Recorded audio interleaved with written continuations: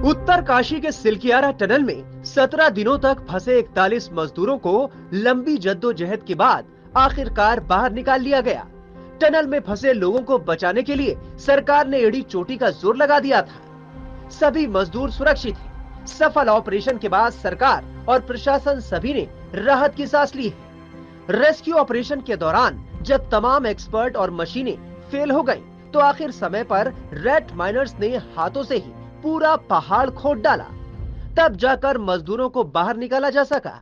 मजदूरों को बाहर निकालने वाली रैट माइनर्स टीम के जज्बे को पूरा देश सलाम कर रहा है। काम तो बहुत ही मुश्किल था, लेकिन मेरे लड़के जो इस चीज को सोच के आते कि कुछ भी हो ये काम हमें करना ही करना है, चाहे इसके लिए हमें 24 घंटे 48 घंटे 72 घंटे लगातार काम क्यों ना करना पड़े। तो इसके लिए मैं अपने लड़कों को क्रेडिट देना चाहूंगा, जो मेरे लड़के हैं ये जो जिन्होंने काम किया सर, तो मैं इनको क्रेडिट देना चाहूंगा इसके लिए। तो अंदर कितना मुश्किल था? अंदर सर बहुत ही मुश्किल ऐसा सिचुएशन थी वहां पे कि हर तरफ से सरिया थे, जैसे इन्होंने जाल लगाया हुआ था, टनल में जाल लगाया हुआ था, लेटिस गार्टर थे और आपका पाइप्स थे, काफी पाइप्स थे, और उनको ऑगर भी नहीं काट पाया, मतलब ऑगर उनको काट के आगे नहीं बढ़ पाया, वो मैनुअली हमारे लड़कों ने काट के बाहर निकाला है।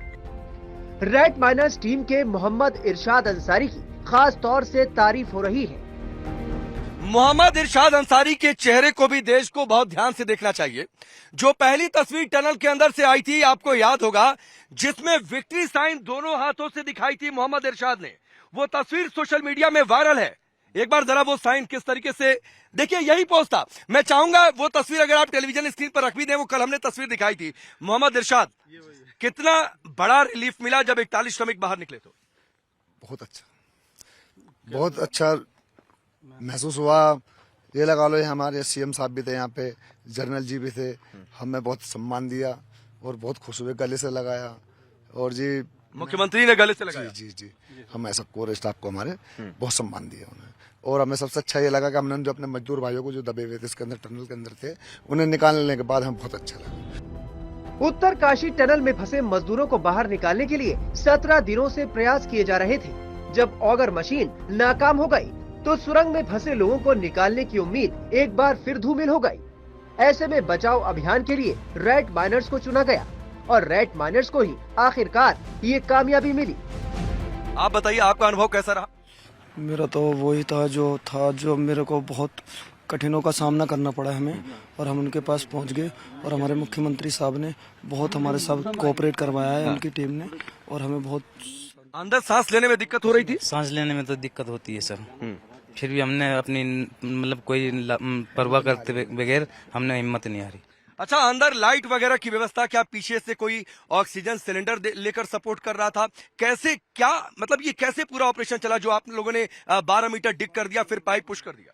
ऑक्सीजन के लिए एक ब्लोवर रखा रहता है हमारे पास 24 घंटे वहाँ पर। अच्छा, ऑक्सीजन की कोई मतलब थोड़ी बहुत दिक्कत होती थी तो ब्लोवर लग जाता था। अच्छा, आप बताइए।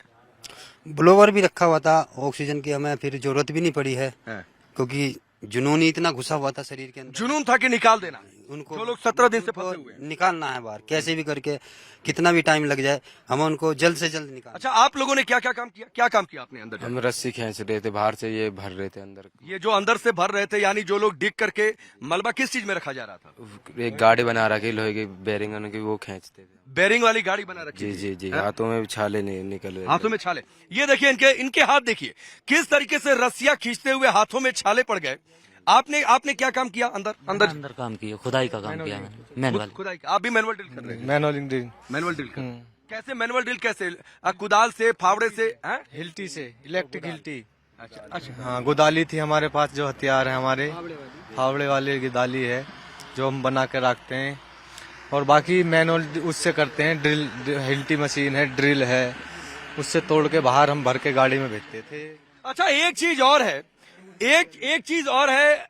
मैं वकील भाई आपसे और इरशाद भाई आप इधर आ गए, ये आखिर में क्या हुआ था? लगातार ब्रेक थ्रू मिल गया, फिर काम अटक गया, पाइप बेंड हो गई, ये क्या हुआ था आखिरी समय में?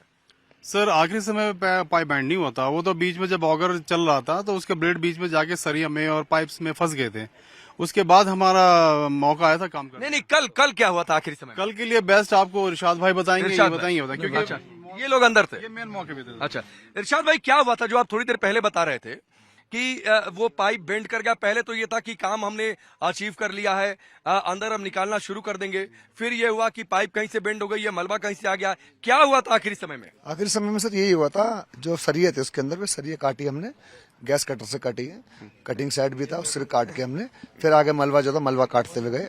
परली पार क्रॉस होने के बाद परली पार जब हमने क्रॉस हो एक सरिया मार के, क्योंकि मलबा भी उधर साइड ज्यादा गिरा हुआ था। तो मलबा कहाँ से आ रहा था? मलबा सर जो ऊपर से जो लैंडस्लाइड हुई थी उसकी जो टनल जो टूटी थी उसका मलबा जो नहीं, टनल तो टूटी थी, हम कह रहे कि जो पाइप, आप लोग तो पाइप के अंदर थे, तो उसके अंदर मलबा कहाँ से आ रहा था? उसके अंदर सर मलबा इसमें था, इसकी मलबा टूटा हुआ था और मलबा गिर रहा था जी, पाइप में आ रहा था आगे की साइड से, आगे की साइड से। तो मतलब पाइप कम इंसर्ट हुई थी। जी जी जी।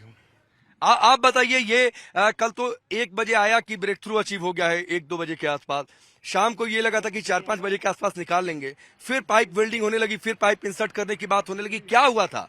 क्योंकि ये लगा था कि 3-4 घंटे पहले और हम निकाल लिए होते। सर मलबा ज्यादा पड़ा हुआ था, लोग मतलब वैसे लग रहा था जनाब 55 मीटर पे, फिर वो पाइप बढ़ता चला गया, पाइप वेल्डिंग करते चले गए तो हम पाइप बढ़ाते चले गए। दोबारा पाइप इंसर्ट किया गया था रात में 7 बजे के आसपास। हुआ था, हमें पता थी उसमें 57 मीटर है, तो हमने सोचा चलो भाई पहुंच जाएंगे।